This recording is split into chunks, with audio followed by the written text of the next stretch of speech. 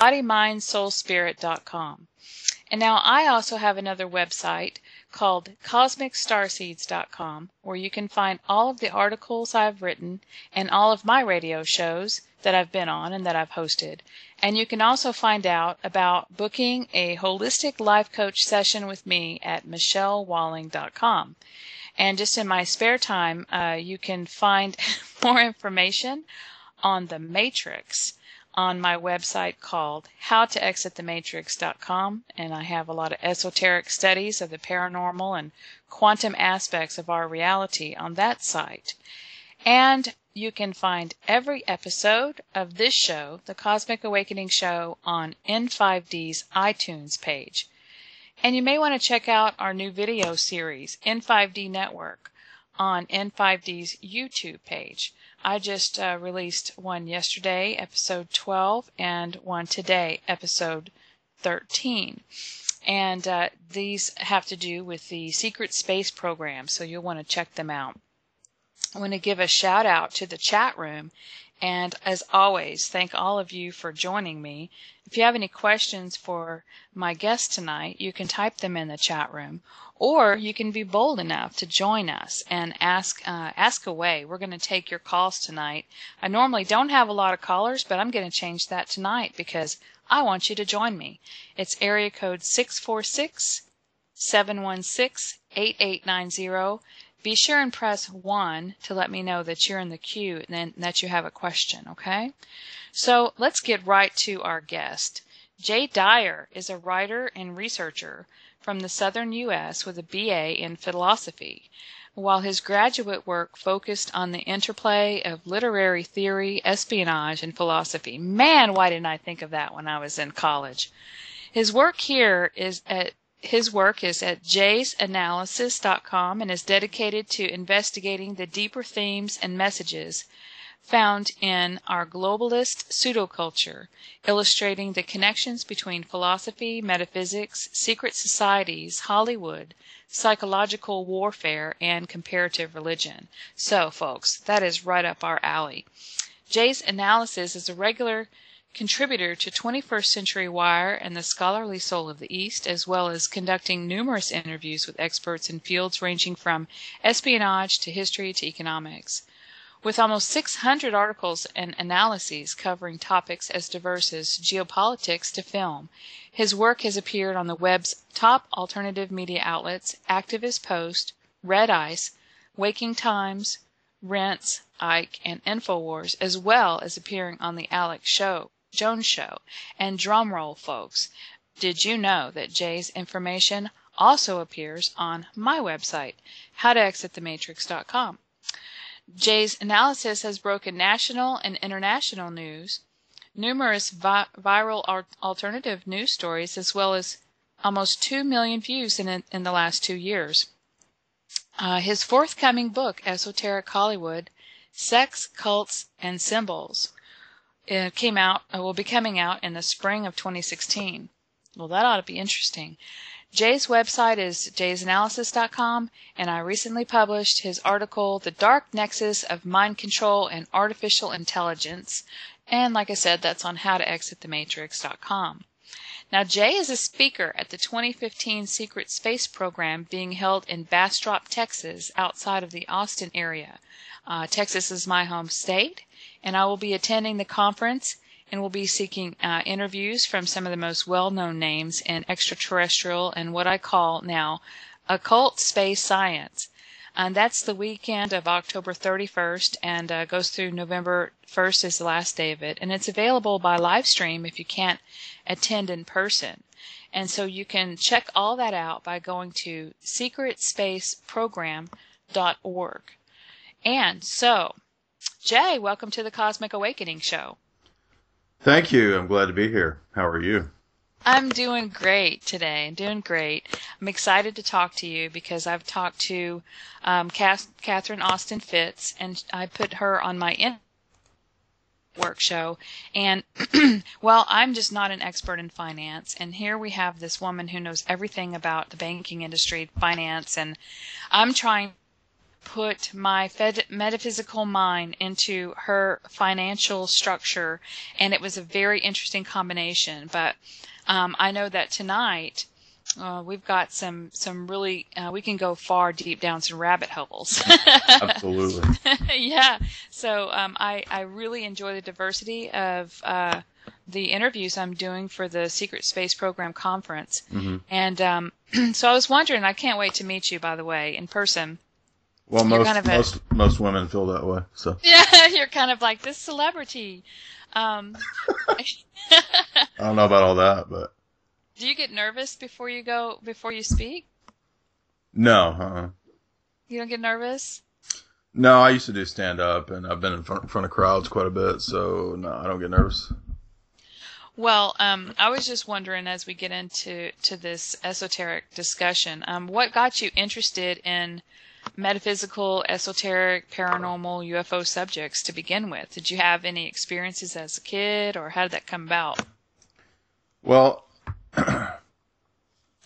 I was always, I guess, a little bit different as a kid in terms of I was put into kind of a advanced school when I was elementary age or so. It was a performing arts elementary school, so I guess I was tapped to be involved in the arts. That was out in California and San Diego, so it was kind of a progressive education experiment. I later found out that was kind of run by the UN, so.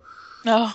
But, so I just always grew up in that artsy kind of mindset. My mom always fostered the arts. She was an editor for a long time, and she did her degree in English literature. So I grew up with books, and then, I guess following high school, I got really into theology and philosophy and delved into those subjects in college and in grad school, and really throughout my 20s and then into my 30s, it just kind of expanded out into, all these different topics of film. I've always loved film as an art form.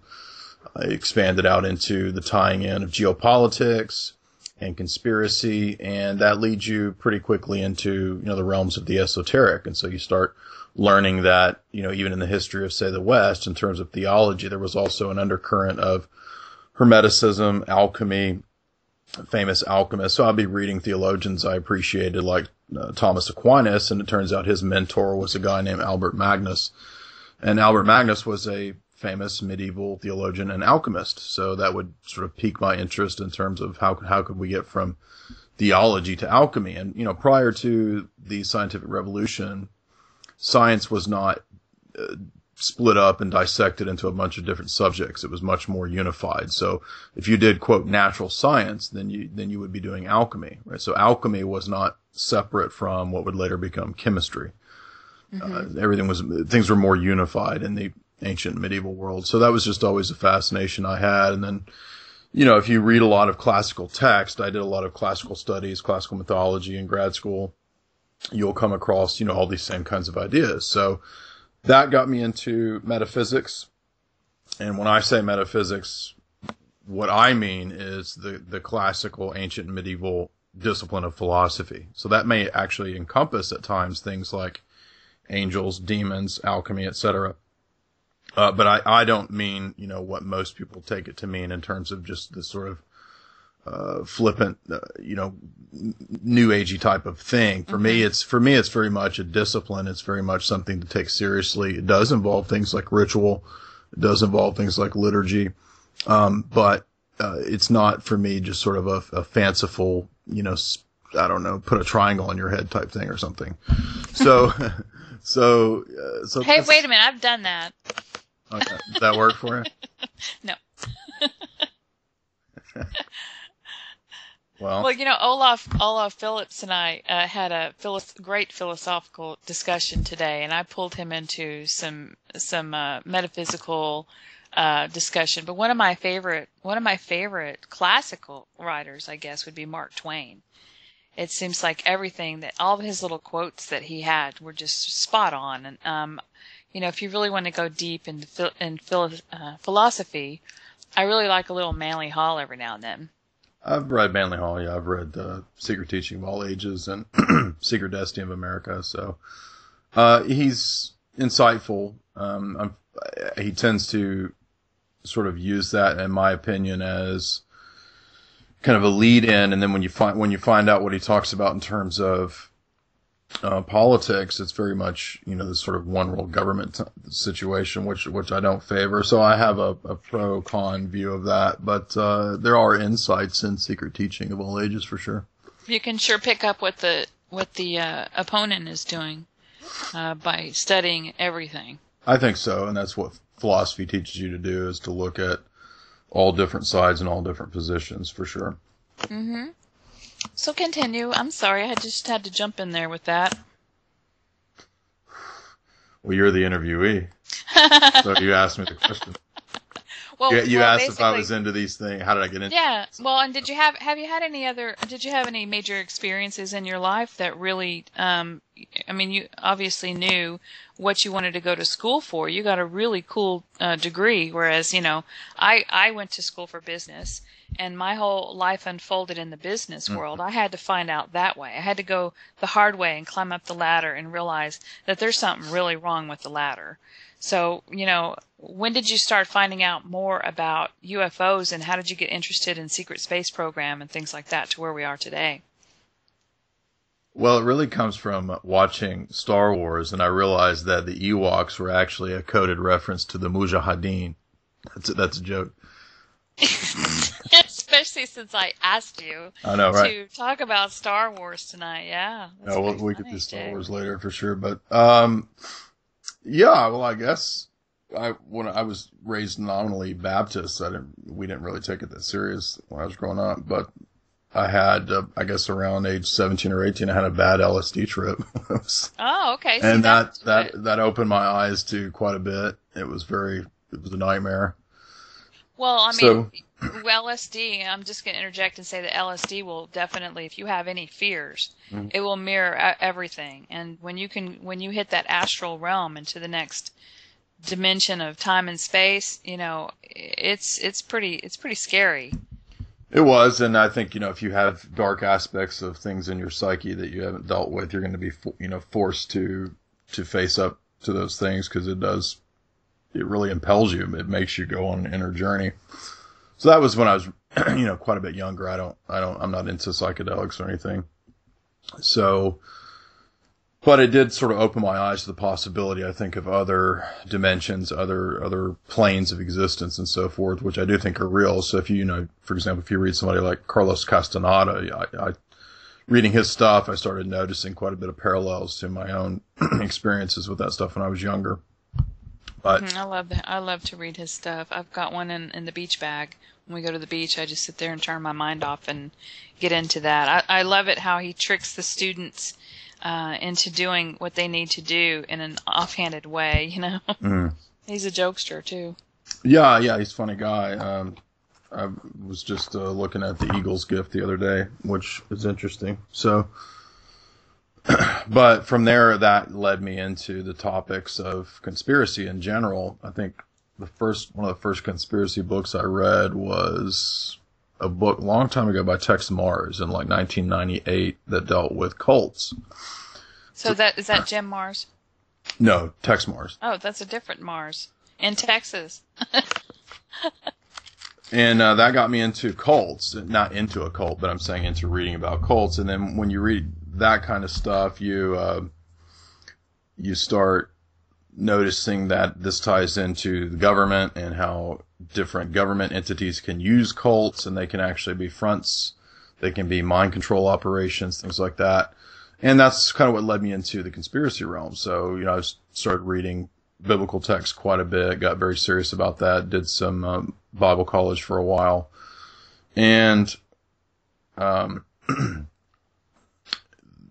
that led, like I said, that parallel to the conspiracy realm is what, you pretty quickly encounter the topic of UFOs and that whole phenomenon, because that's generally like the first thing that's associated. We say conspiracy, like the first thing that pops in somebody's head is, aliens and UFOs. Mm-hmm. So I don't know. I just started collecting books. I have thousands of books here in my little farmhouse, and I've always loved books, as I said. So that I would just read everything I could find on any subject. And so, I started getting Jacques Vallée. I would get Hynek's books. I would get Anybody, whoever you can think of, Jim Keith, anybody who wrote on this phenomenon, I would start reading their books. And, eventually I got quite a bit of a library going, and,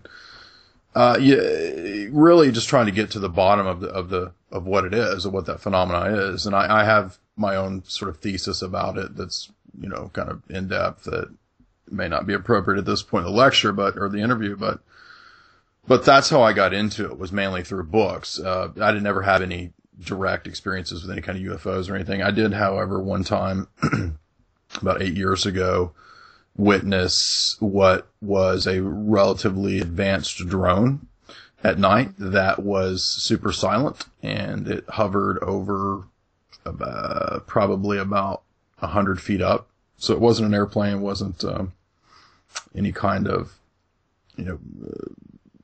helicopter craft or anything like that. I mean, it had blinking red lights on it, so it was obviously man-made.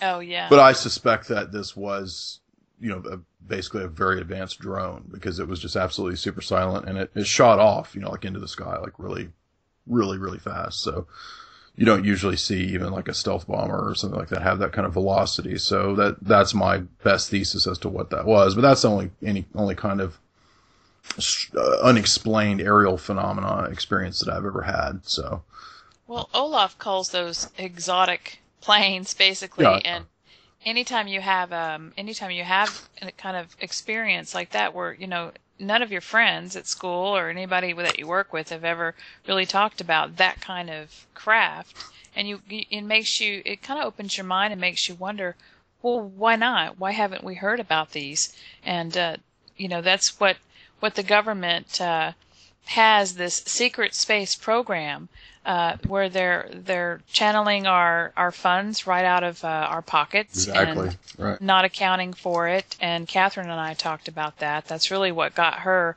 on her trail to the secret space program, was the black budget. The disappearance of billions of dollars. It's that black budget that points right to it, right? Exactly. So, what is the reason for the secret space program, in your opinion, and what do they say that it's for? Well, there was an important piece a couple years ago in Wired magazine that I've cited in several articles, and what it talked about was that black budget, and it said that year it was upwards of 40 billion, I believe.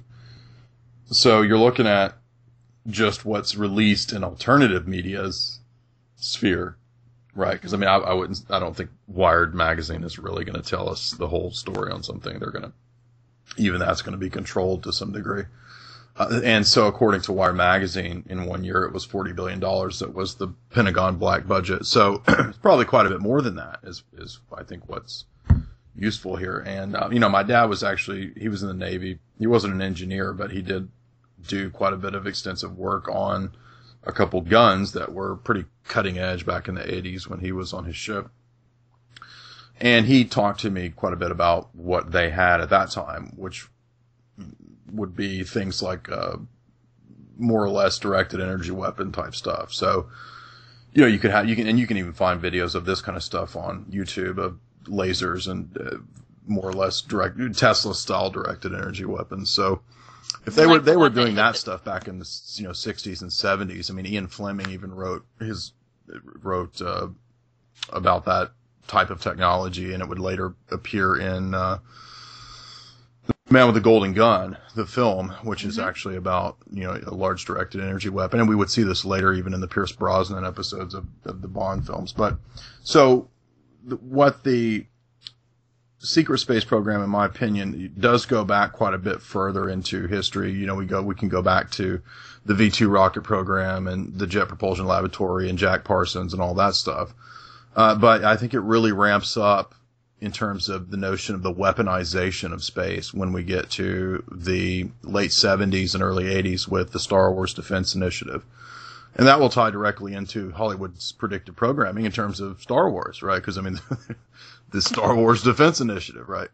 Exactly. And, so that's birthed at Bohemian Grove, as far as we know. And then soon after this, although there was already ARPANET was in the works back in the 60s, this would eventually become DARPA. And DARPA would be the Pentagon's black budget weapons cutting edge stuff back at that time. And so you could look at figures like just Poindexter and then these military type persons who are running the show at that time with all this black budget money. So they could just pour as much as they wanted to into this. This is what Reagan was doing in the 80s with his whole buildup of the military. All that black budget money was going to this kind of stuff. And so a lot of it, I think it's important to recall, comes out of not just the Cold War, World War II and Cold War with Nazis and Soviets, but it comes out of military. We think about the internet, that's a military cryptographic communication system. We think about wireless communications, Wi-Fi, that's Tesla and then military technology, right? So I think the key to understanding it is weaponization, but it's not weaponization for the purpose of fighting with Russians or something, or fighting with, some other nation state somewhere. It's about, I think ultimately the elite will have the intention of turning on the populace in some form or fashion. How that will go down or when that will go down, I don't have any kind of, crystal ball predictions, but that's what it's about. And that includes the weaponization of space through the satellite networks and so forth. And I think a lot of films, have hinted at this and what's going on. And so if we want to also consider the fact that, in my view, NASA is kind of a frontispiece, it's kind of a facade. Mm-hmm. It's not the real space program. It's just kind of put out there to be this red herring, this kind of, misdirection. So people are duped into all this stuff that's like 60s era technology that NASA still claims is like the latest thing. There's no way that could be, right? I mean, I've seen a drone that's obviously not the latest drone technology, right, according to your TV news. So, yeah, and I think ultimately where this is leading is the notion of a complete AI-run control grid over our planet, which will be run from, a series of centralized supercomputers. They will all be linked into an Internet of Things. This is actually, and I've got some pieces at my site that talk about the actual white papers that are open about this. So it's not some sort of a conspiracy theory that's not open. It's like H.G. Wells said, it's the open conspiracy. Mm-hmm. So you can find these actual documents and white papers from somewhere like FAS.org, Federation of American Scientists, and they had back in the 90s a white paper that's been declassified that talked about how they're going to link the satellites to the ground-based network communication systems, to the supercomputers, to embedded microchips, and to directed energy weapons. Quite literally, is what it says. So what the military has in their mind, as crazy and as far out as it sounds, is that, you've got an implantable microchip, you're tracked and traced, you get out of line, well, then the weaponized, space-based, directed energy weapons cook you, right? Yeah. I mean, that's what's actually in these military documents. Now, they're put under the auspices of military, and that's how a lot of this is done, right? This state of perpetual warfare. So there's always got to be some sort of warfare going on, just to kind of give the cover for, we're in a state of war, so we've got to have these programs doing this. But they're not ultimately about Iraq or Afghanistan or Syria or something like that. That's not at all what these things are for. These things are for 50, 100 years down the road. And mm-hmm. 50, 100 years down the road, the notion, I believe, is to have a completely AI-run world system in place here on this planet. And I suspect that quite obviously the oligarchs would seek to terraform other planets. That's kind of what man's real goal is to expand, go out into the universe and see what the hell's out there. So that's my take on that. Yeah.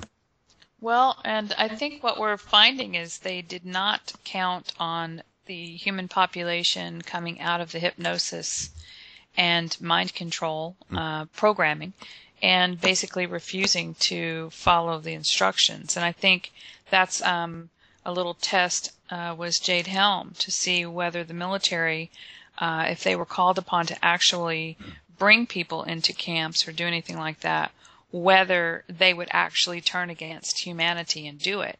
And I don't know of any place that I'm from Texas. They had it here in Florida. I don't know of any place where it actually followed through. But because I think what happened is that too many people were awake and talking about it, and it just their plans are kind of dissolving and disintegrating in a way because of the people like us out here talking about it and getting the information out. Because there's only a few of them, and there's about 7 billion of us. And I just wonder if you could just give me your opinion of who the elite actually are at a top level. Well, I wrote 2 or 3 pieces on Jade Helm before it, quote, went live. And so if anyone's interested in my take on that, they can check it out. And I said from the get-go that it would not be imminent martial law. The reason I said that is because I said it, and then a couple other people said it after I did, that it was actually just a psychological operation itself. Now, that doesn't mean that it wasn't real. It was real, but what I said it was connected to was the supercomputers. So what they wanted to do was have algorithmic mass tracking to see how people would react to this kind of a scenario for, down the road, something potentially bad or whatever. So I never thought that Jade Helm itself was any kind of imminent martial law.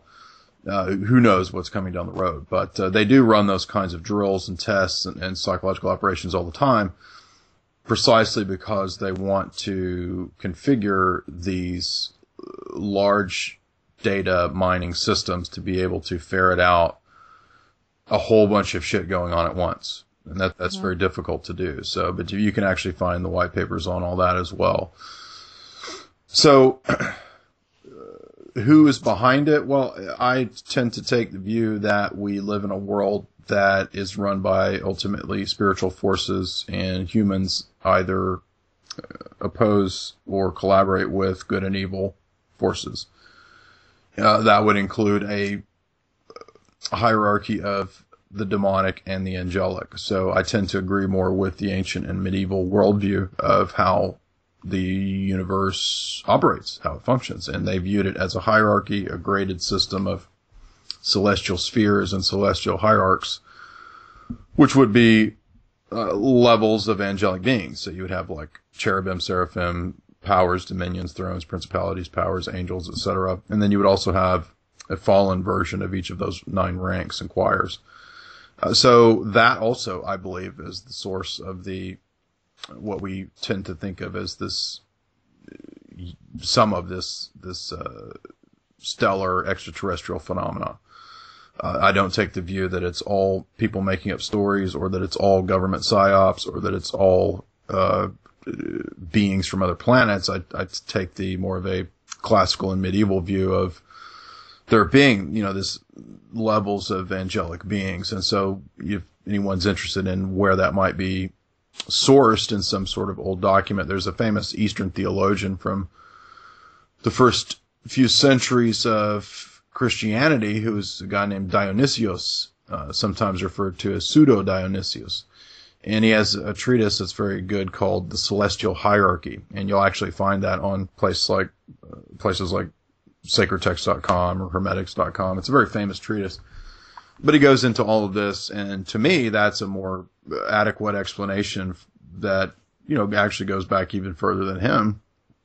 Do we read the book of Ezekiel? They're talking about these sort of stellar phenomena that I think link up to the angelic realm. So if you could see me. Huh? If you could see me right now, I've got this huge smile on my face, and I'm just like, right on, man. I mean, you have to understand this part to even understand anything else, in my opinion, as to why things are happening like they are on the planet. And you really, by studying religion, can actually find out a lot about that. Absolutely. Even though the texts were actually changed over each cycle of time, things were wiped out, the whole stories were changed because what they have is they have this time travel technology where they could look into the looking glass, they could look into the future and then see, what they did want, what they didn't want on a certain timeline, go back and change everything to prepare for that time in the future. Now, whatever they saw in the future that got them this freaked out to completely control this planet and to create a billion-dollar secret space program, I don't know, other than seeing humanity wake up and free themselves. Who had this time travel site power? I misunderstood there. Who are you talking? Well, I think that that there's this technology from this, what you're calling the angelic realm, which is they're just energetic beings that the Bible and religion do put the angelic hierarchy names on them, and they do have representations in that, but they are basically energy beings. There's, for every negative being, there's a positive being, like you said, a balance. But they're in another dimension. They have the ability to look into the timelines, and they brought that technology to our government early on, and as in collusion with the government they created the government back a long time ago, and what they've had is they've had cycles of bringing the same people, the same beings in as government and leaders over and over in reincarnation, just like we've reincarnated over and over. That's the way I see it. So they were able to see into the future and prepare. They've been preparing for this time for a long time. And as you can see, they had a pretty detailed plan. Yeah, that's an interesting thesis. I'll have to think about that one a little bit. I hadn't thought about angels with looking into the future or something. That's interesting. But I guess the future is, in my opinion, just timelines, probabilities and possibilities of because everything. If you go even deeper into it, and time and space was created to have a physical experience. And so where they are, what they have over us is there is no time.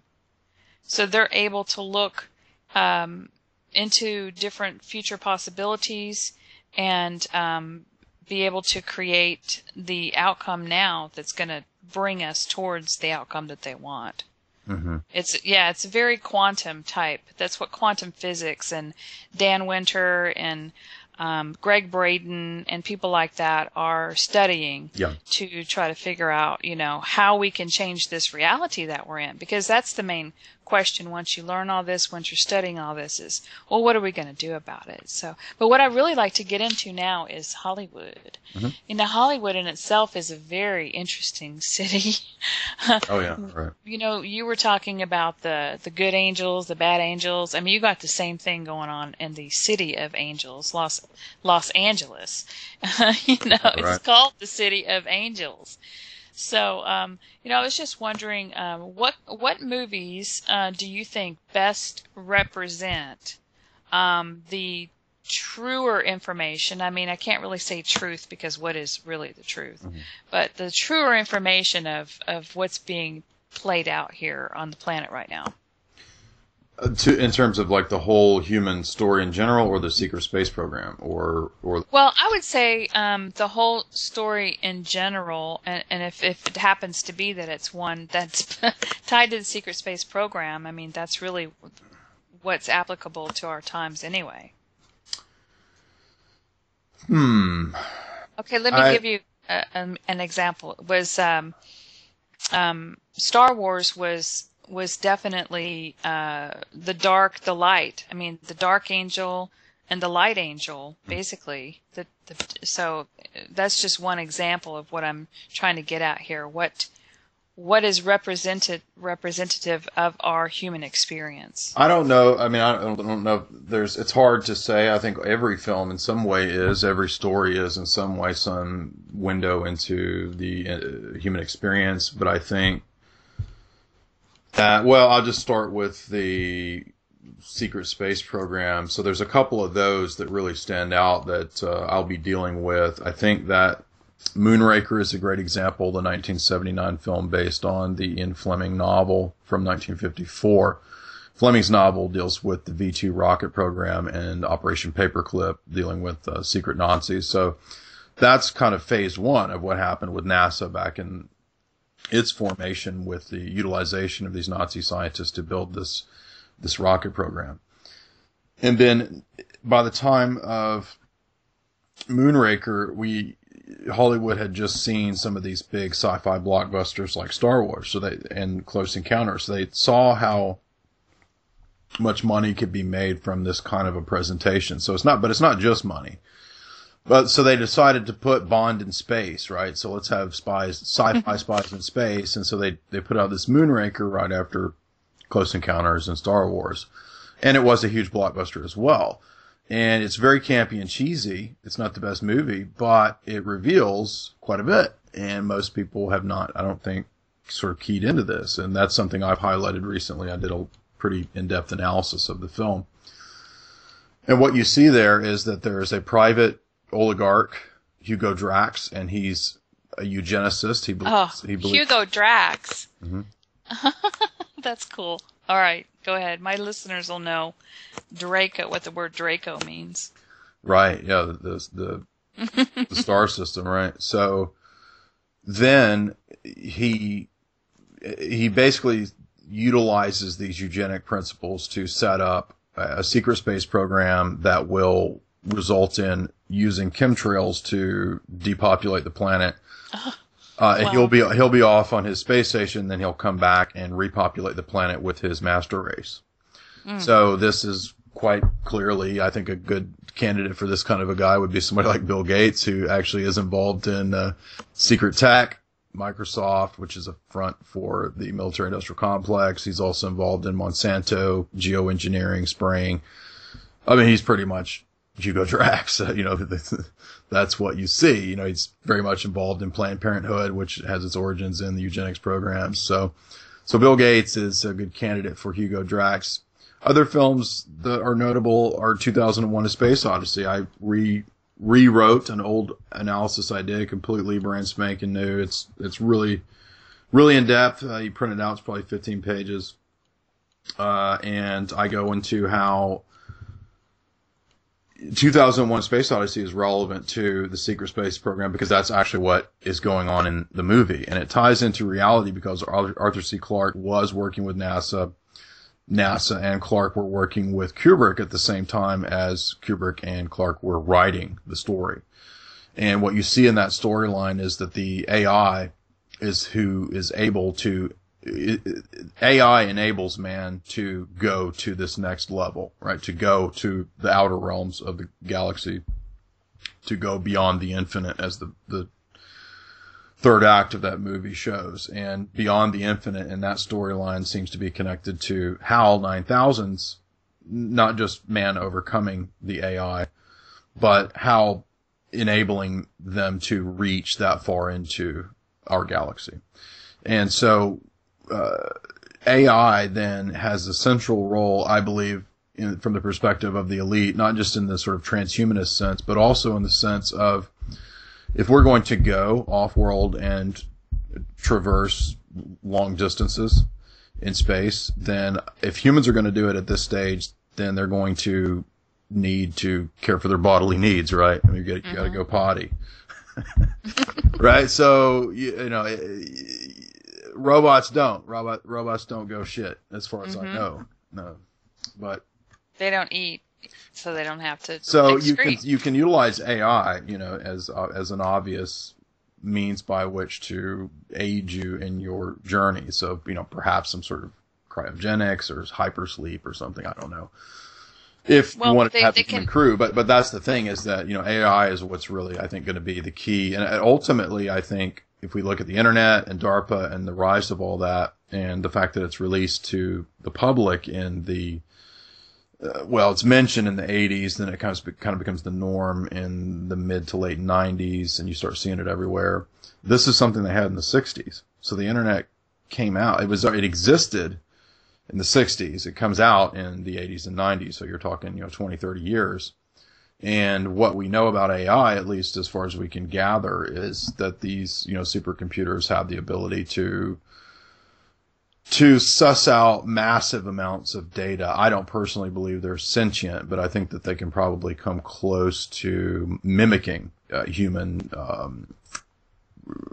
what's called, from John Nash, like rational choice theory and sort of choosing between different scenarios. And they do, I think they do have the ability to engineer them to do that. So, if we think about that's where they're at now, then probably they're actually 20 or 30 years ahead. And that's what the secret space program is actually about, is AI. And the movie Chappie, I think, was a good example of. Yeah, but the thing with Chappie is they somehow it got emotions. That was what they were trying to show in the movie, is somehow Chappie got some emotion. Yeah, we've seen that for a good while too. You go back to even into the 80s, and probably actually I saw some Twilight Zone episodes that dealt with that very thing, like AI bots with emotions, right? So I think we've been conditioned for a long time to be ready to accept the personable robot. There's this AMC series out now called Humans, and that's the whole plot of that. There's Spielberg's version of the AI script, right, from Kubrick, AI. And yep. I have an in-depth analysis of that film that gets into all the occult and esoteric themes in it, as well as the transhumanist theme. I call it a transhumanist fairy tale, because that's what I think it is. And Kubrick had a different ending than Spielberg. Spielberg put in the advanced aliens who are actually AI. Well, isn't a super soldier, the beginning of an AI? There's no telling within the vaccines when they give a soldier what they're intending on, what the microbots or nanobots that they can use. And basically it starts with mind control, and then ends with the technology like football players must have, when somebody breaks an ankle or an arm, and a couple weeks later they're back in there playing. It's like, how does that happen? Common sense shows me that they should be out like more than 6 weeks to get completely healed and go through physical therapy. Mm-hmm. Well, technically that's a cyborg. So a cyborg has aspects of both beings. So you'd have the biological and the mechanical, and then there's the idea of the android is, they're completely mechanical. But did you ever see the film? Another good film in this vein is The Box by Richard Kelly. No, and I laugh when you say that, because I always say, Greg, have you seen the movie blah blah blah? Greg is not a moviegoer, but I actually have heard a lot. Greg is my partner in he's founder of In5d, mm-hmm. and it's there's so many good movies he's missed out on, but I have not seen that one. Well, this came out, I think, in 2006, and I have an 2009. I have an extended analysis of this, and Richard Kelly's the guy who made Donnie Darko, so most people are familiar with Donnie Darko, right? Yep. So in 2009, he made a movie called The Box, and it's actually about the secret space program. Oh, that's so cool. Quite literally, yeah. And this is still on my main page. If anyone is interested, you can go to Jay's analysis. Now, this actually talks about the ritual elements of 9/11. Mm-hmm. It gets into some pretty deep metaphysics that go into some of what, for example, Israel Regardie talks about in terms of the Golden Dawn. And there's this really fascinating scene in the film towards the end where the Frank Langella, who's running the secret space program, he's kind of the head of it. We find that he's actually not exactly human. He's infected with this interdimensional spirit or alien or whatever you want to call it, and he's running this secret space program. And what it is he's got this big board laid out in front of him, and the board is a huge grid over the planet, and the planet has a bunch of magic squares on it, quite literally. And when these numbers and symbols flip over, they show the actual pentagon map that includes Northcom, Southcom, USCOM, CENTCOM, and so forth, and the different regions that these government, secret government, military government, shadow government structures are interested in monitoring and so forth. So that's I've never seen that in a film. So that kind of blew me away when and there's absolutely no way that's accidental. That's 100% there in the film on purpose. One of the more, a lot of people don't like this movie. I thought it was good. It's very much a tribute to 2001 Space Odyssey. But to me, I've never seen a movie talk about that in that symbolic way. So very, very fascinating, even though it wasn't the biggest hit. And it actually includes, there's a scene where the daughter is actually looking at a big matte painting on a wall. And the matte painting on the wall is this sort of alchemical, it looks like something royalty related. And then below it is any sufficiently advanced technology is indistinguishable from magic, Arthur C. Clarke's third law. So that lets you know that Richard Kelly is 100% telling you what's going on in that movie.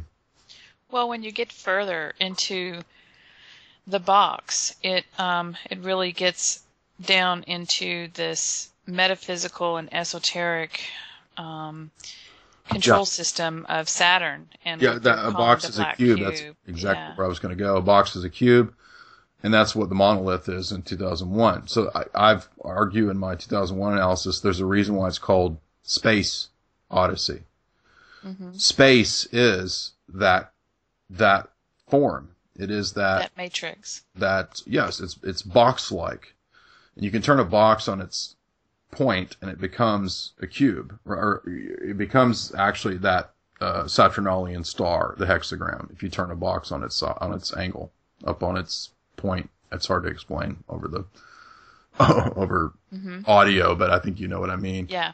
Right. So the hexagram corresponds to the box, and the cube is what I'm saying, and that does correspond to Saturn, even in ancient mythology, even back to Virgil's Aeneid. So that is correct. That is an appropriate symbol, and so that's why Richard Kelly called his movie The Box. It also has parallels to the grave, right? So in literature and literary theory, the box is quite often a symbol of the casket. Boxes are symbols of houses. We dwell in boxes most of our lives, where hospitals. Yeah, wherever we happen to live inside of a box. So 4 dimensions, right, is a box and a cube, and that all of that metaphysical aspects, those are all related to what we're talking about. And so I argue that both 2001 and its recent tribute films, The Box and Interstellar by Christopher Nolan, are therefore quite clearly about transcending spatial and temporal relations and the limitations, in other words. So that the final Odyssey, in the minds of those thinkers and directors, would be the transcending of time and space as a limitation on man. And that's what they think AI might be able to do. Like, even though if you listen to interviews with somebody like Ray Kurzweil, he actually says, well, I don't know if we're ever going to be able to actually transcend some single point in time and space, because that would require a different type of consciousness than we presently have. Maybe it could be done. Who knows?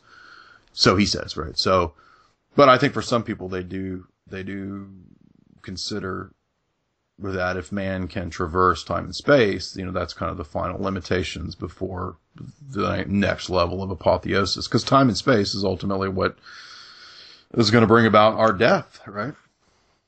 Well, isn't that what Jesus taught, though? How to transcend time and space? That's what the spiritual aspect of, In5d, we have a lot of spiritual articles, minus the New Age. Mm-hmm. Isn't that what transcendence? Isn't that what John Lennon, was basically teaching us? It's transcending time and space. Well, so I think that that's what a lot of people right now are searching for, is trying, and I do see a lot of people actually successfully practicing transcending time and space, where they can go back into their past lives, or where they're actually happening at the same time, because there is no time. But since we are in this box, we carry the record of what happened to us in our DNA, which is in our cells, in our blood cells. And so it's kind of like, that's what Jesus was talking about, like going within and connecting with that. So there is an exit from this, and that's within our own cells. in a way. It's like it causes this, our DNA when it spins can cause this little black hole, just like a fractal of the universe where you can actually move your consciousness out of this experience. But, that's getting a little too far esoteric and spiritual. But that, I just had to throw that in because that's what the spiritual part of the esoteric sciences talk about. Well, Jesus in the resurrection, we do see in the Gospels at the end, especially in the Gospel of John, he's able to appear sort of out of the bounds of time and space. So he kind of walks through walls, things like that. He shows up.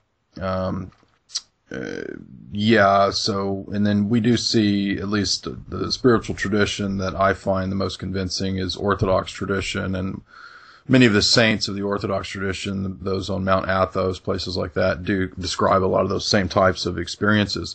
There are also people who do meditation that I do think enter into the astral realm and do experience things outside the bounds of time and space. In fact, I think we all do when we have a dream. That's that realm that we're in. So yes, that's definitely possible. And I think that, and this is my personal opinion, that what happened in the fall was that we sort of were cut off from the spiritual / astral ether realm, whatever terms you want to use, psychosphere. And we were, that the present state of things in the material realm is, I don't believe that it's inherently evil or bad, but I think it's kind of a lower state of existence. And so I think that ultimately, in what I believe is a transfiguration of all things, a restoration of all things, you will have a joining back together of those two divided realms, right? So we won't experience time and space in the same way in the eternal state. We'll experience it in more of a unified way like we do in our dreams, right? So in other words, the two will be kind of melded back together like they were supposed to be originally before the fall. And this is kind of what the Platonists refer to as the schism, or, any of these comparative religion texts are trying to get at the same thing. It's kind of muddled at times, but that's my view on it. Right on, man. What happens when you unfold the box flat into a two-dimensional? What do you get? And you get a cross. Yeah. Yeah, so it's all pretty symbolic, I think. And, there's a lot of metaphors in the Bible. And but if you do believe that there was a Jesus, he said, what I can do, you will be able to do more. So I think it gets even more interesting than just transcending time and space. I think there's some kind of ultimate shift into a whole new experience where this experience that we had was like an experiment that went really wrong, and it's being corrected. So that's what I think. But well, I think we're actually under the domination of fallen spiritual forces, and this is described in the book of Daniel quite elaborately, where Daniel has a conversation with Gabriel, and then also with an angel called the Wonderful Numberer, Palmoni, in the Hebrew. And this discourse mentions the notions of principalities who stand behind nation states and kings or rulers. So these events are also mirrored in the stellar heavens, because the spiritual realm is a mirror of the physical realm, which is a mirror of the astral space realm, right? So that's how stellar events and phenomena play into this, and that's actually pretty consistent in biblical literature as well. So in my view, there's a statement where Gabriel says to Daniel, he says, actually, I would have gotten here sooner, he said, but I had a run-in with the prince, I think he says Prince of Persia.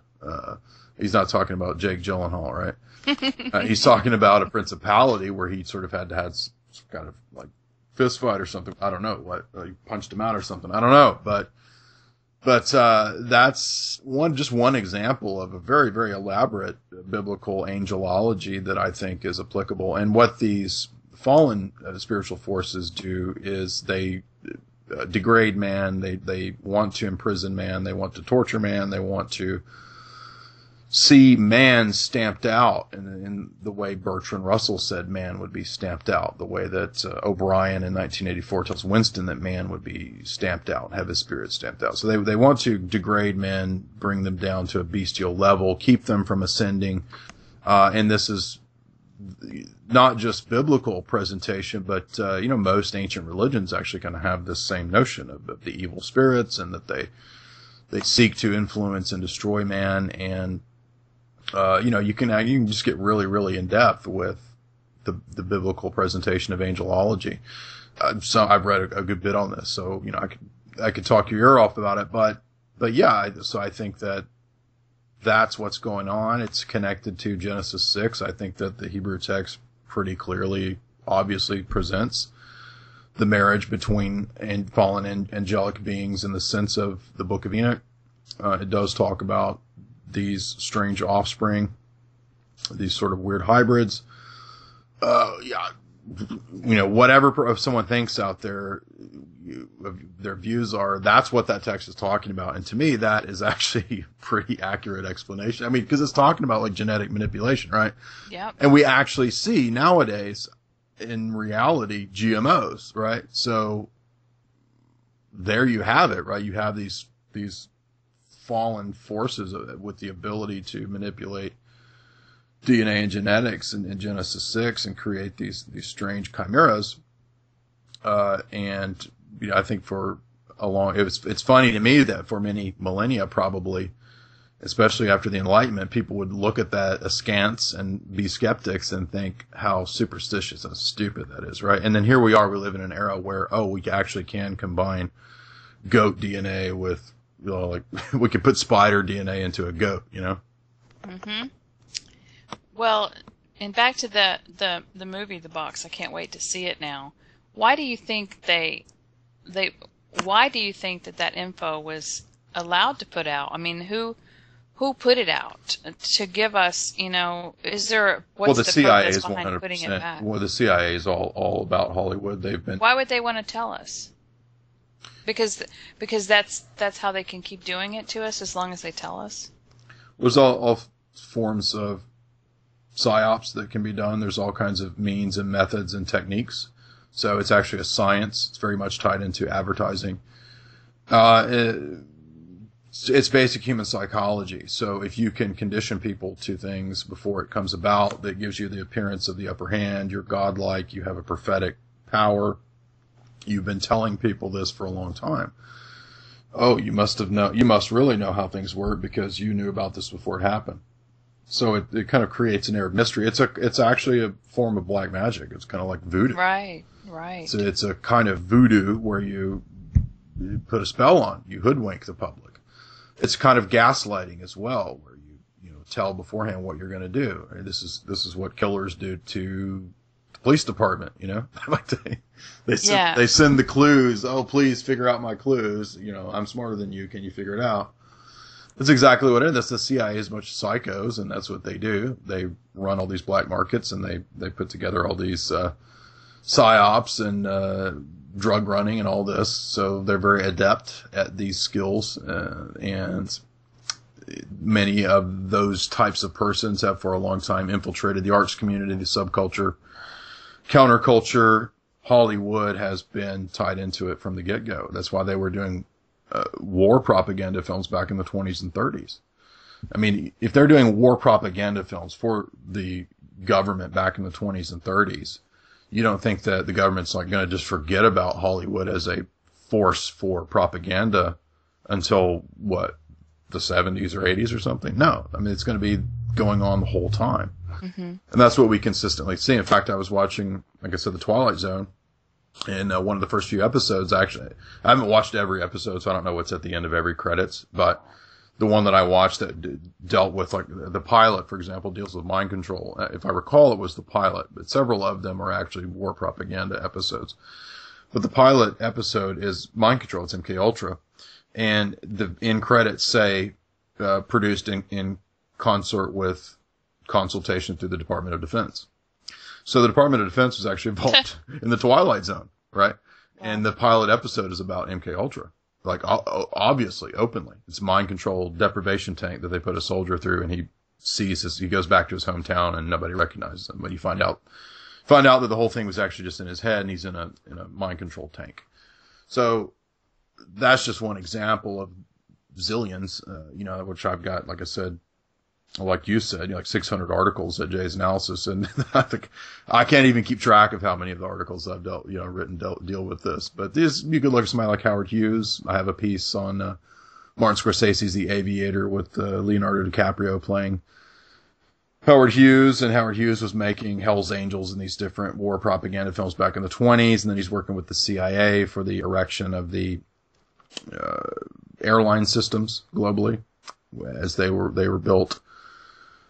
So, he's designing these massive structures and jets and so forth. And then he also worked with the CIA in designing certain submarine craft in Project Azorian. So there's just all kinds of examples of stuff like this that start popping out when you delve deeply into Hollywood. And that's the explanation ultimately for all these kind of pop stars and weirdo things that movie types, movie stars and actors, demonstrate. Sometimes it's PR, sometimes it's fake, but sometimes these people actually have been just subjected to, I believe, ritual abuse. And you can find, quite a few stories where this comes up. And so Eyes Wide Shut's not just a movie. Well, yeah, I mean, that's how they create the alter personality, so that alter can step right in and play the actor or play the role as an actor. They have to use trauma and mind control at a very young age. It all starts with, Walt Disney age. And basically, when you sign up to be an actor or actress, you're selling your soul to the devil. All right, I agree. I got an impersonation I want to do, though. You got to guess what it is, all right? Hello, what have we here? Colt 45, it does it to Leia every time. That's Lando. That's Lando when he's hitting on Leia. You remember that? No, I don't. You've not seen Empire Strikes Back? Yes, I have, but I remember. Okay, I remember now. Yeah, in the what's the name of the bar? No, you're thinking of. I'm back to Star Wars. You're thinking of Mos Eisley in Star Wars. So in Empire Strikes Back, when they go to the Cloud City, right, and Billy D. Williams, the black guy. Billy D. Williams, thank you. And he sees Princess Leia with Han Solo, and he says, "Hello, what have we here?" Right. There's so much. I'm sorry. Sex. I jumped into to Star Wars there. You did. Well, there's so much sex right now in Hollywood to program the children to be so apathetic to sex, to where it's normal if you get touched or sexually molested as a child, to cause that trauma that causes that split personality disorder that later turns into schizophrenia, because part of you's not even in your body. It's basically in that little astral realm, and it pops in every now and then. But that's how they can. I mean, it's horrible. It's just a horrible thing, but it's good to know about it. And it's you can see bra commercials and two-piece swimsuits with butt cheeks hanging out and boobs half hanging out and all that now on television that are. Anybody who plops their kids in front of a TV, ultimately they're going to get a beer commercial or something that has, sexual. How about these sicko beauty pageants for little kids? That's that stuff's really pervy weird. It's so deep. So Eyes Wide Shut. What was the main thing that you can take out of that? Horrible show. By the way, I have a piece on what you're talking about that I think came out well. It's called "Fragmentation of the Psyche and the Nous," Nous. I bet you could put it into a lot better words than I just did. That deals with that fragmentation that you're talking about, and I go into some depth there in that piece. I can't wait to get some time to actually dive into your website and everything, because I love movies, and once you learn more about watching movies and you learn how they're geared to steer your emotions into fear and negativity and to keep you in a certain vibration, then you're able to, later you kind of can enjoy watching one without putting yourself into it and basically being the observer and still be able to enjoy movies. But, we don't even turn television on anymore. I say that, and Greg likes his football. He likes football, and then there's the commercials that go with it. Even in football, there's programming from the very beginning when they do the countdown. And that's what they do in hypnosis, is countdowns. And so you've got, 8, 7, 6, 5, 4, 3, 2, 1. You've got spinning circles, and you've got what look like stargates and all this hypnotism stuff, so they can basically get your consciousness completely involved in like moving into the television. Well, yeah, television is definitely a weaponized form of propaganda, and it also hits you on a biological level and brain level, psyche level with the flicker rate and all that. I've actually looked into all the patents on that stuff. It's all real. There really are monkey labs that they've tested all this stuff on. There are patents for the chips that are used and all that. That's all true. And yes, the spinning imagery on the screen is all done by design through scientific testing and so forth. So yeah, absolutely. And then you have subliminal programming, a lot more subliminal programming all over. Yeah, well, so Eyes Wide Shut is about how the world really works. And this is based on a German novella from roughly like 100 years ago. And Kubrick thought this would be a great film. And so what he did was he made this crazy in-depth expose in a way of the high ritual nature of the power structure, right? So you're talking the, billionaire oligarch class and their penchant for these kinds of eccentric occult sort of scenarios. And so what you have is Bill Harford, as Tom Cruise's character, he thinks he's at the top of the food chain.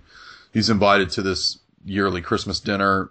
He finds out that it begins with the sexual temptations, which is interesting because he's tempted there by royalty.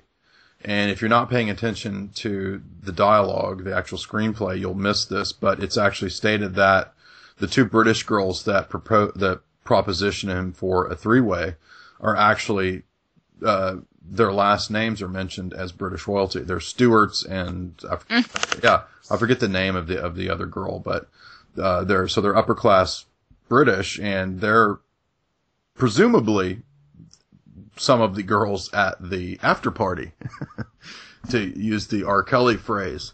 So at this party, everything's kind of toned down, and you have this character, this Hungarian Sandor Szavost, which is kind of maybe Anton Sandor LaVey, I don't know, but he propositions Bill's wife, Alice, and so neither of them, as far as we can tell, go for the initial proposition, but what we discover is that they both actually want to have sexual relations outside of their present scenario. So Bill ends up wandering about town, and he finds his way to this bar, and his old buddy from college, Nick Nightingale, is in there playing piano, and Nick inadvertently mentions this after party, and he gives him the password Fidelio, which in the Latin is faithfulness. And so this ends up leading Tom Cruise to the elite sex magic ritual. And he finds his way to this big estate, and he's out of place, even though he's wearing a costume. And the big reveal, I'm sure most people have probably seen it, is that at the end we discover all of this was organized, even back at the beginning. So the whole process of the film, in my thesis, is that it was an initiation. It was a ritual initiation for Bill to be brought into this higher class. But it wasn't just an initiation for Bill. It's also an initiation for the viewer to give you a perspective on how the world actually works. But so even though as you're watching this movie, most people's eyes are wide shut. They don't know that this is really telling you how the world really works. Well, what is it? What is the ritual with sex and magic? What is it unfold to be for? Say that again now. What is the sex magic ritual for? Is it energetic? Is it giving over sexual energy to the demons? There's different, the gods, or what? There's different practices throughout history in relationship to sexuality. I mean, there's all different. I mean, you can go back to Tantra and tantric practices, and there the sexuality has to do with raising the Kundalini and getting this, not just that the sex would be a bodily animalistic manifestation, but that you would actually sort of raise these chakras, open them up all the way up to the crown chakra. And at that point, the sexuality would be involved in, it would be ritualistic, and it would be involved in gaining spiritual insight and power, and not just bodily drives, not just getting off, right? And so in that regard, it would be connected to associating yourself with higher spiritual powers. And so that's the tendency, at least, with what sex magic is supposed to create or cause or do. And there's all sorts of different theories and views of how you go about this and what types of sex you have to create different effects. But I mean, more or less what's going on with the notion of just ritual in general, whether it's ritual magic or whether it's even ritual in a church or Christian setting, is the notion of getting a whole bunch of people in concert together, in concord, and performing an act. This is actually causing an effect on the spiritual plane or in the psychosphere. And that doing these acts not only empower and enlighten and cause different things with the participants, but that it can also go out into the world and cause some desired effect. And so that's what I was getting at. So there's all sorts of different angles and aspects to what you're talking about. Yeah. Interesting. Well, and the process of doing this, by the way, also could be viewed alchemically, that the individual engaging in this or going through these things is being led down a path where they're having different aspects of their being or psyche opened up. In other words, so you might, prior to these experiences, I'm saying this is the perspective, right? This is the view. Prior to these things, you might view the world in one way. After these experiences, one might have a completely different perspective and completely different view on the world. So it can be viewed in an alchemical, psychological way. And isn't it about power and control and domination? Having that... No, not necessarily. I mean, sex is a part of humanity. It's a part of our lives. In that movie, though? Oh, in the movie. Yeah. Yeah, that's an interesting question, because kind of what's going on here is the notion that the people in the elite class operate on a totally different morality, right? So, like, they're not bound by the mores of the people at Bill's class, right? So Bill's class, he's this educated, wealthy doctor, and he thinks he's kind of, top of the food chain, but he wants to have sex outside of his marriage. That's kind of what's going on. And so the beginning argument he has with Nicole Kidman when they're smoking weed, and she says, "Did you want to bang those two chicks?" And he's like, "No, why would I ever want to have sex with two gorgeous women?" And she's like, "You are lying." And he's like, "Why would I have never lied to you?" And he's obviously lying. And, right? So that's what makes her mad. And the rest of the movie is actually the outplaying of this initial argument at the beginning of the movie. Mm-hmm. And so then he's tempted with the hooker. The hooker is not actually a real hooker. She's actually part of the elite sex club, because she disappears once he goes back to try to find her. So we are led to believe that she's one of the people actually at the ceremony, because in her apartment she has masks everywhere. And it's everyone at the party is, of course, wearing masks. Now, the masks are significant because they signify this point that you're talking about, that the rest of society, and this comes from Jean-Paul Sartre, the existentialist philosopher. He talked a lot about masks and how what happens in the social sphere is that we wear these masks. Like I'm a doctor and I have this mask that I wear, and I'm a husband, and I have these roles, these personas, which are symbolized by the masks. And for that billionaire oligarch class, the perspective is supposed to be that they're wearing the mask, but they wear the mask because they don't have those masks in the same sense as people like Bill Harford do, or like the doctor level, right? So they're not worried about, they're free from the taboos, is what I'm trying to get at, right? And so that's part of what's going on here. And in that regard, it would be power and control, because Kubrick is telling you that you're all titillated by this film that I'm showing you. And you're titillated because it shows you this sexual libertinism and license at the end of the film. And, he's kind of asking that question, is kind of true, right? I mean, that's kind of true that this is something that we're tempted with, that we sometimes desire, but we're always quite often held back in our roles that we've chosen for ourselves in life, right? So that's part of what the film is about. And you're right too, that sex is quite often a tool of control. So when you were talking about the sexualization of people through things like Miley Cyrus and Disney and these different things like that, yeah, that's actually intended to degrade the population so that they are bestial and in the throes of slavery to the passions. And if you see it on a movie or television, well, it must be okay to do.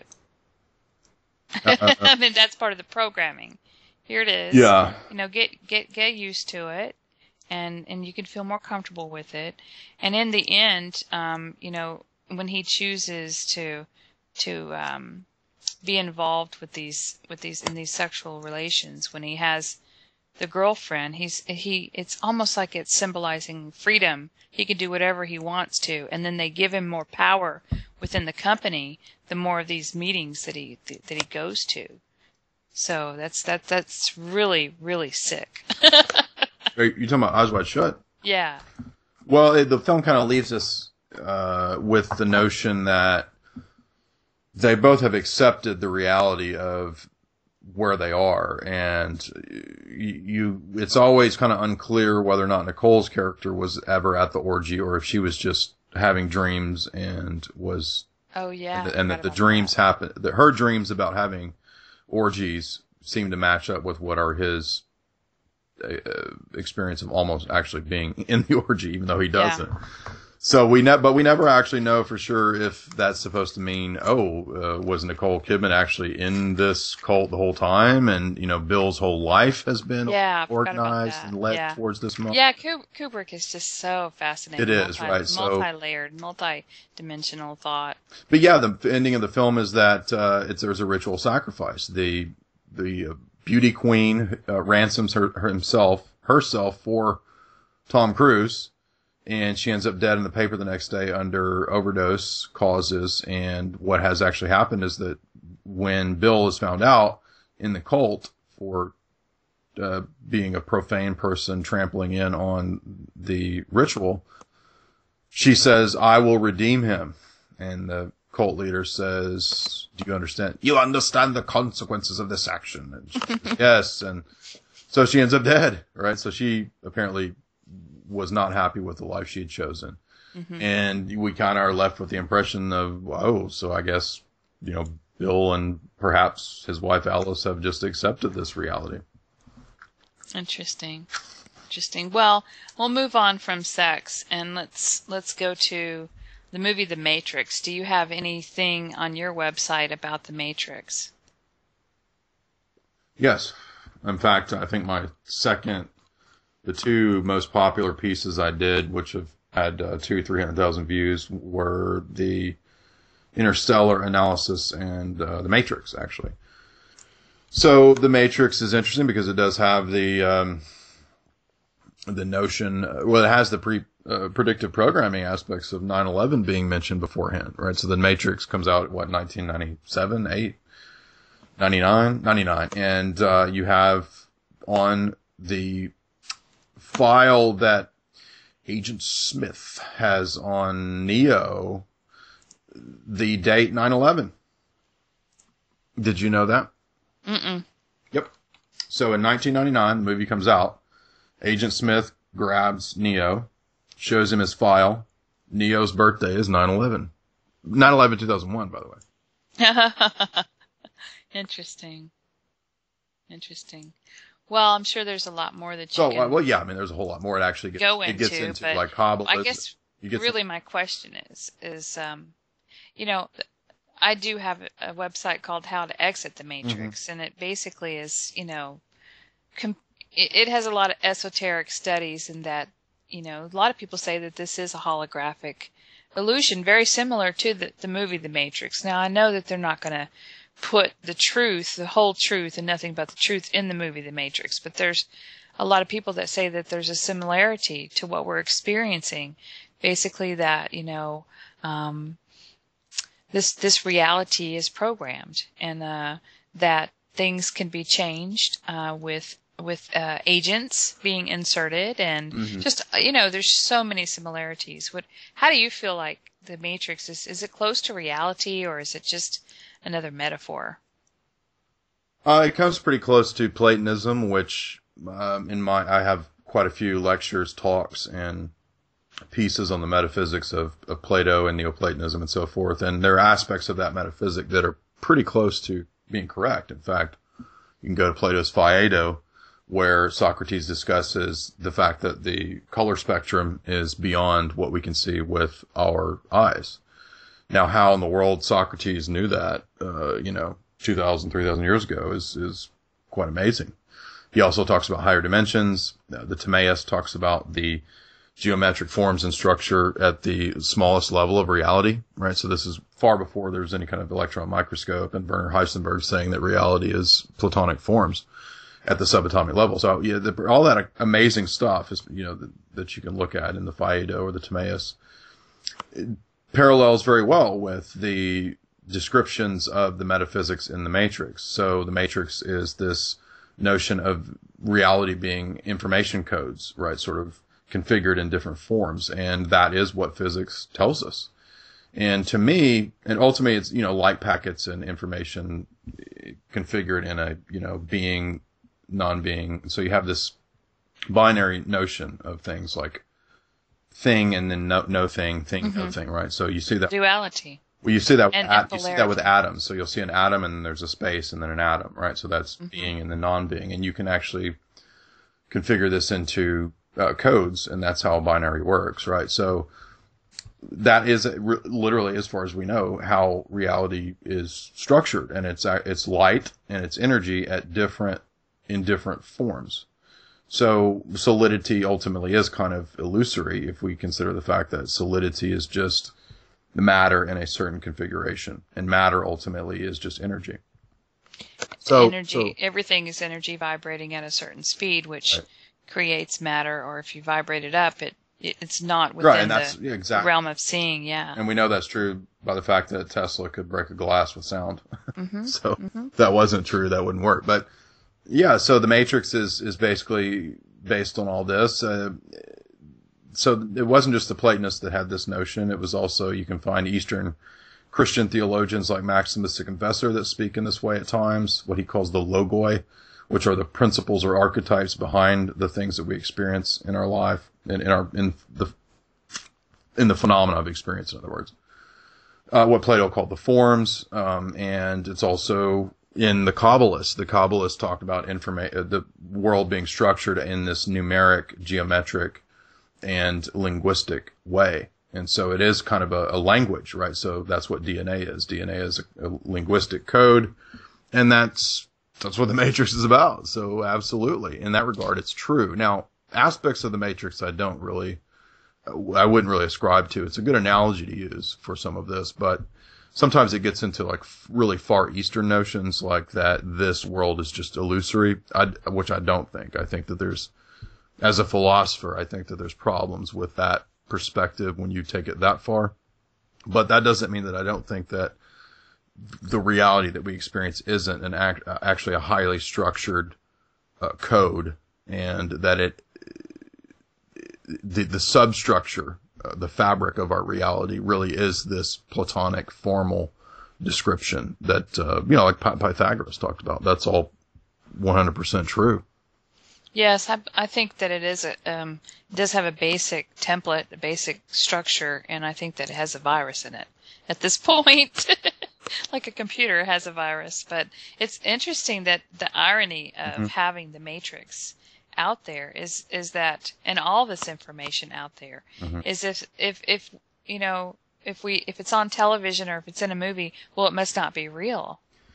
That's the irony. The stories are based on reality, aren't they? I mean, yeah, where we get the stories. That's like the black magic twist to it. Here, let's put the truth out there, and then they'll, that way they'll know what we're doing to them or what's happening, but they won't believe it for themselves. Partly, yeah. But it's not all black magic, because a lot of what we're talking about is true. Yeah. So truth the black in it. magic is putting it out there in a movie form instead of teaching it in our education, as the truth. They put it out there in a movie where people think movies are made in Hollywood, and Hollywood isn't real. I don't know. I might have to disagree with you. I think people now believe that the TV in Hollywood is real. If we could I've always said if we could just take control of the television and put the truth out there, we could change the world overnight. Mm-hmm. So tell me about... So what you're telling me is that Mork and Mindy isn't real. Well, no, I'm telling you that is real. But when Mork and Mindy show up, people are going to say, well, that's not real because it was on TV. What if the aliens actually are like Mork? Oh, wow. They come and it's like a million Robin Williams invade. Oh, wow. Well, that'd be kind of cool, I guess, because I loved Robin Williams. So. Well, hopefully they're not like Jar Jar, right? I don't know who that is. Well, you want to talk Star Wars? You don't even know who Jar Jar is. Oh yeah, okay. Well, I don't remember. Jar Jar is the embarrassment of any nerdy Star Wars fan. Okay. Anyway. Okay. All right. No, I'm not a Star Wars total fan, but I could possibly be obsessed with Star Trek. But let me ask one more movie, and then we're going to move on to Star Wars. So, what do you think about the Truman Show?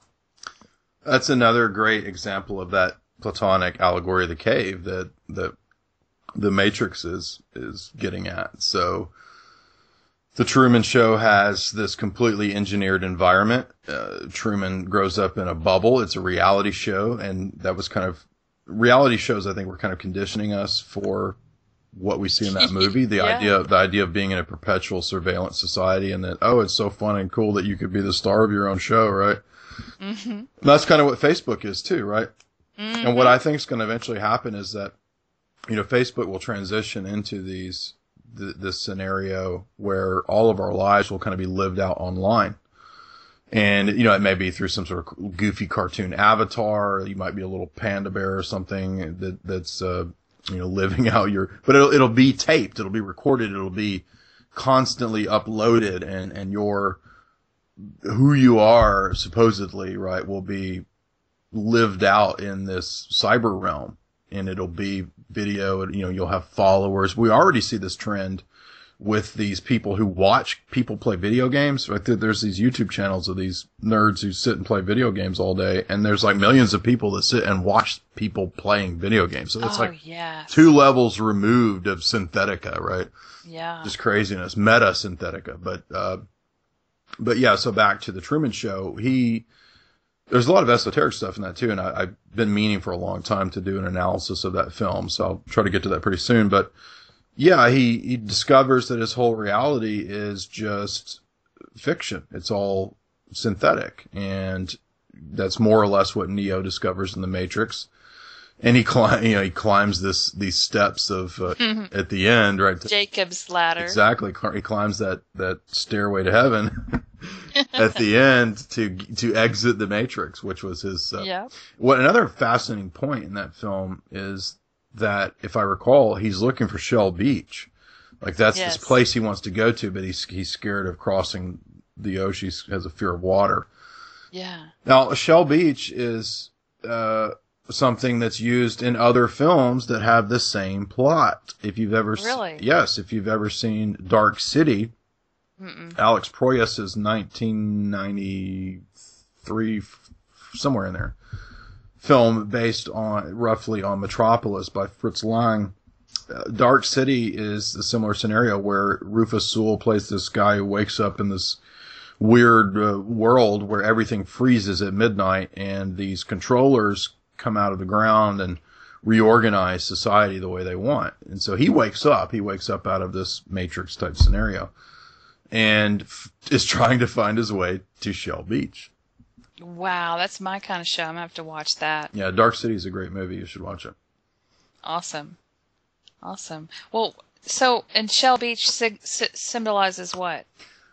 Well, I think on one level, it's the notion of, most people we think about vacation time. Well, I'll go to Hawaii, let's go to Florida. So it's on one level, it's just that idea of getting away to the beach, but it's significant. Paradise. Yeah, it's paradise. It's the idea Heaven. of I live in a state of misery. How can I get out of my box to bring it back to the... Oh, yeah, there you go. But another curious esoteric element that's really deep for sure in Dark City, I'd have to think about what's in Truman Show. I don't think this comes up in Truman Show, but I've seen this pattern in other films where they go through this stage of, the characters in the film actually sort of go through a process of stages that seem to kind of link up to planets and planetary symbolism. So we know for sure, we see this in 2001 where they go to the moon and then they go to Jupiter and then beyond, right? So you do these stages of traveling on this stellar journey, right? Which kind of mirrors maybe Odysseus's journey. That's why it's called 2001 Space Odyssey, right? So back to Homer's journey like Odysseus. And Odysseus goes on a journey and he goes to the underworld and he comes back. This is the hero mythology, the journey the hero goes on. Well, there's an interesting scene where in Dark City he goes to a movie theater and he encounters all this Neptune symbology. And so you'll see in films quite a bit that the main characters will interact with these planetary symbols as they're on their journey. And I think that signifies, for example, in Eastern tradition, you have this notion of what's called the toll houses. And this is the idea of after death. Some of the Gnostics taught this too. After death, the soul goes on a journey back up through the planetary spheres to return to the celestial realm. But in order to get back to the celestial realm, you have to go through these gateways. So another example of this in comparative religion would be the Tibetan Book of the Dead, where you kind of go through these gates and levels of passage back to wherever you're trying to get. And that's also I think going on in a lot of these films is this kind of goes back to Platonism too, the idea of returning back to the source, returning back to the one from which we came, that being united back with God ultimately. Mm-hmm. So Shell Beach could be heaven, which is where everybody kind of is, yeah, right. Is, talking about returning to. Well, we live in Florida, so we kind of already are in heaven. But well, it depends on where you live in Florida, because I've been to Florida. Some places aren't heaven. I would say that Miami would not be heaven and Tampa would not be heaven, but it's Sarasota and it definitely feels like it here. Well, St. Augustine sure is nice. I haven't been there, but I'm from Texas, so I would say that that's pretty close to being pretty hellish. And I guess a lot of people would see that perhaps some part of this existence is like being in hell. It's like, Texas being is here. Hellish, or what do you? This existence. No, but when you said, never mind, that's okay. Well. But St. Augustine's really nice. It's the oldest city in the U.S. It's really pretty, but go ahead. Yeah, well, I guess what I'm trying to get across is that a lot of people do feel like that being here with the fallen angels, we are kind of like in the underworld, in hell, and we're all trying to climb our way back out of it. So that's kind of being mirrored in a lot of films. Yeah, speaking of, have you seen Jacob's Ladder, the Adrian Lyne film? I haven't. Is that a new film? No, it's like 1991. It's Tim Robbins is playing this military vet who's having these flashbacks that are demonic. So he's flashing back to like war situations that he was, I guess, Vietnam or something. But it turns out that, and he's kind of going crazy. And then he finds out that he was actually part of MK Ultra. Yeah.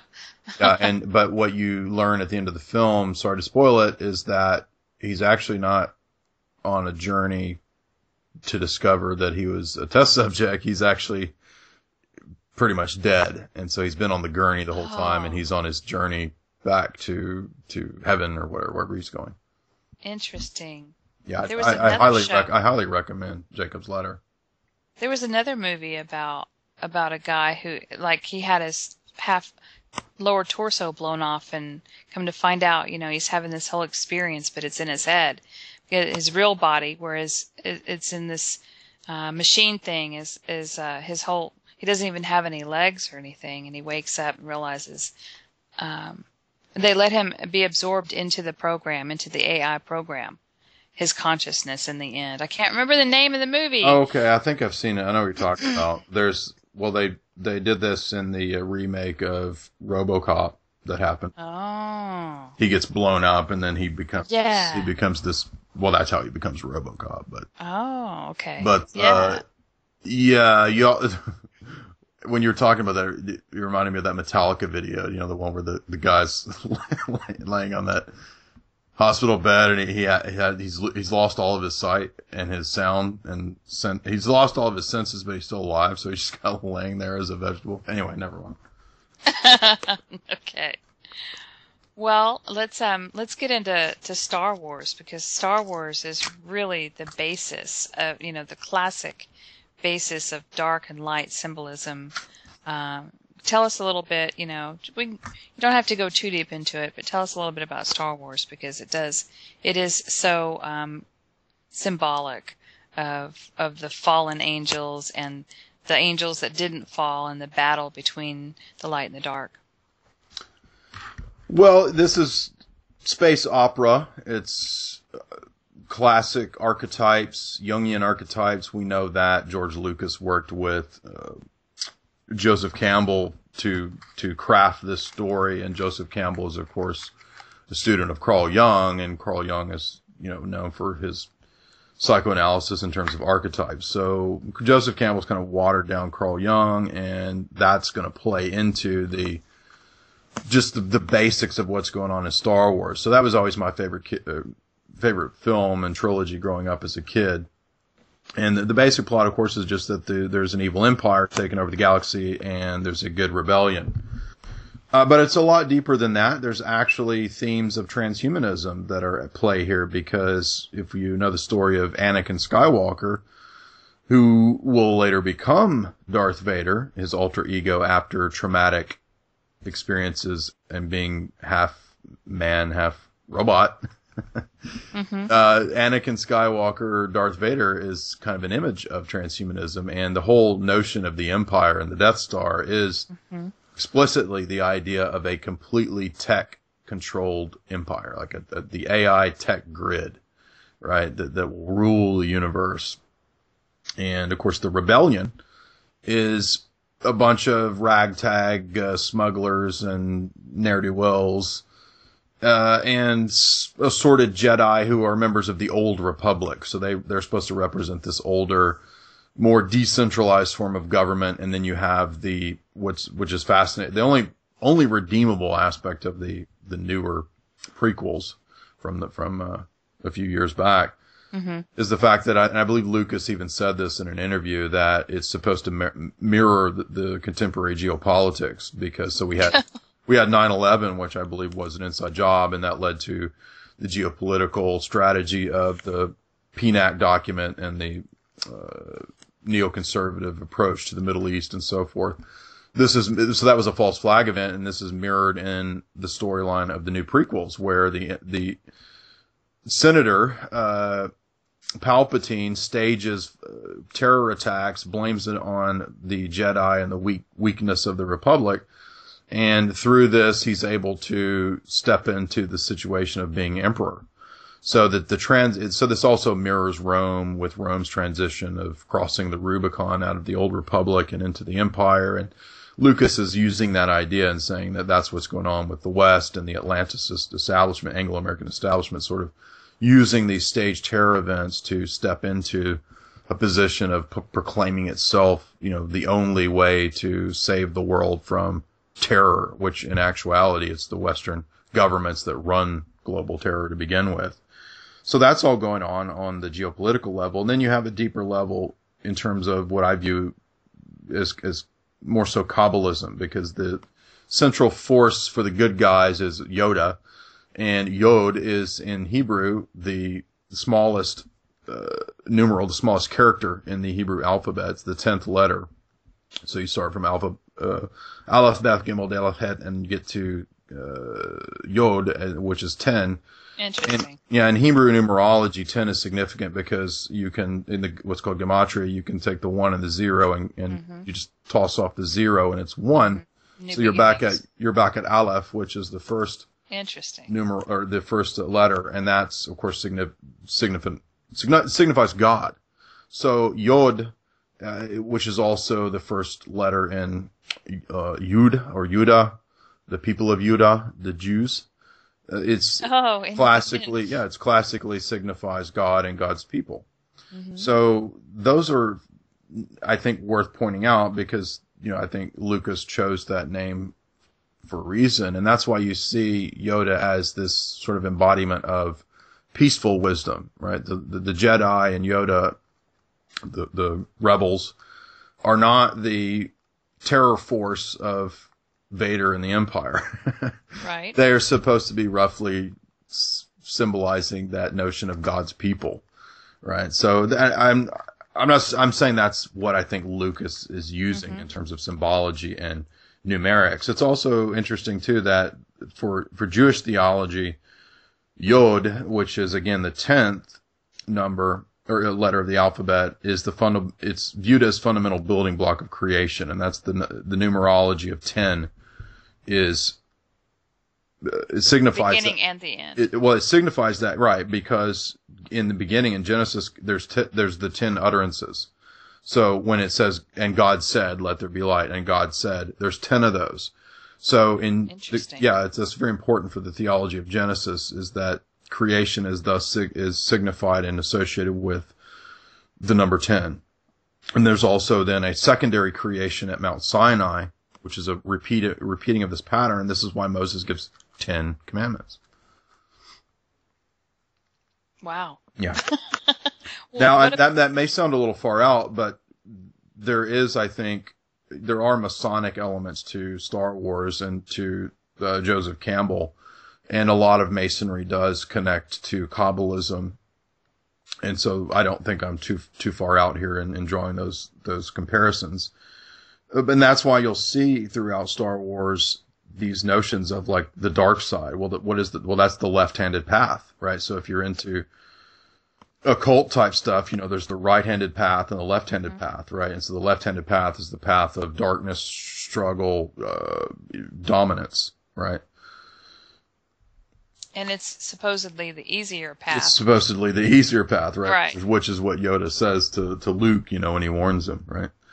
So. Well, and Luke Skywalker, learns from Yoda the ability to fly as fighters with his eyes closed by basically, the force within you and going within, it, ties into what we talked about with what Jesus's message was. And, so I think it's time that we all learn to become Jedis.